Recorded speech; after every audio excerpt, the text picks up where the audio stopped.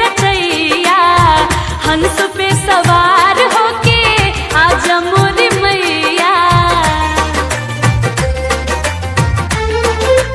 हो बीड़ा के बजैया सातो सुर के रचैया हंस पे सवार होके आजा मोरी मैया।